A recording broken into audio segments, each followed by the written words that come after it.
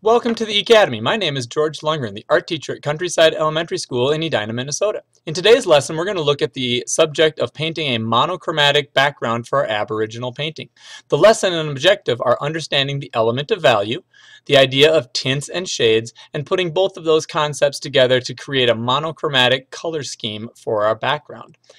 First, let's look at the element of value. Value is the lightness or darkness of an area or color. So in this photograph entitled Old Boat, the artist has made great use of value. You'll see the lightest value is here in the reflection of on the water, where the light clouds are kind of creating this shape here. You'll see the darker value up here in the real clouds, and then yet a little bit darker where the sun is shining on the mountains, and then yet again darker in the shadow cast by the mountains on the other side here, and then darker in the water, and the blackest black right down here on the side of the boat, or maybe right up here in the shadows that are inside this boat. So in this photograph, the artist has made a great use of value, differentiating between the lightness or darkness of an area or color.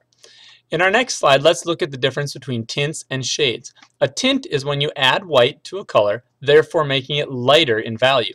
And a shade is when you add black to a color, therefore making it darker in value. So if you look at this simple scale between white and black, you'll notice that there's white, and if you add a little bit of black, it'll get to a grayish color. If you add a little more, it's a darker gray, and the more black you add, the darker the gray becomes until you get all the way to black.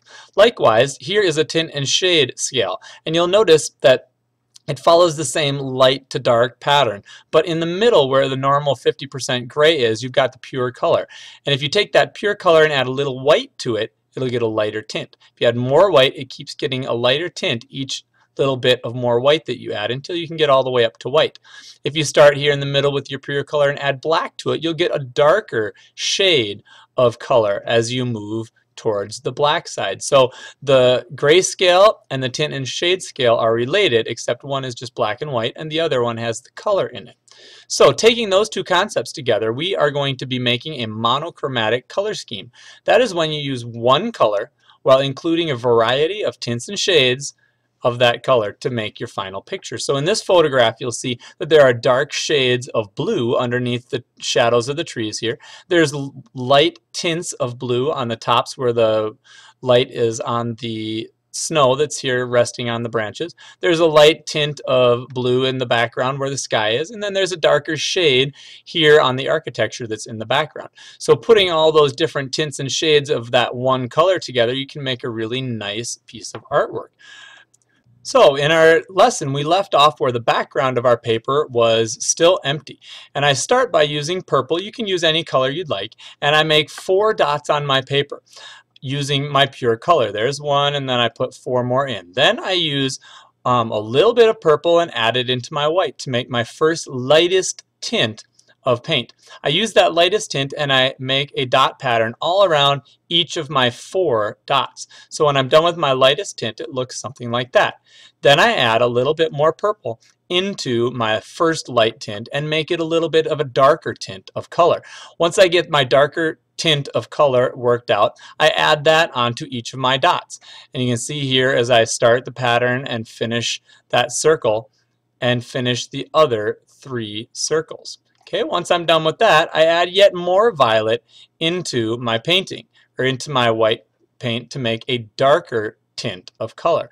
I take that darker tint of color and I add it into my circles yet again, and I make yet a darker tint of violet.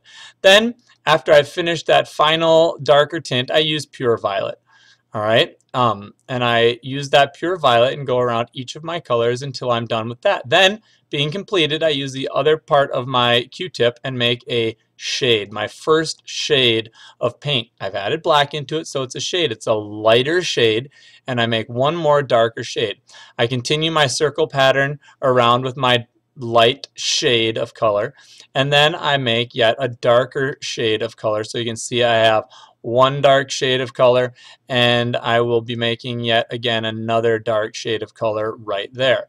Okay, once I get done with that second darker shade of color, I go back to my white and start my pattern all over again. So I make a circle of white, I make a circle of light tint, then a little darker tint, a little darker tint, a little darker tint until I get to my shades, and I add my shades in again until I'm right here and I've got my whole paper filled in with a circle pattern of tints and shades. So thank you for joining me, learning how to make a monochromatic background for our Aboriginal painting, understanding the element of value, the difference between tints and shades, and making a monochromatic color scheme.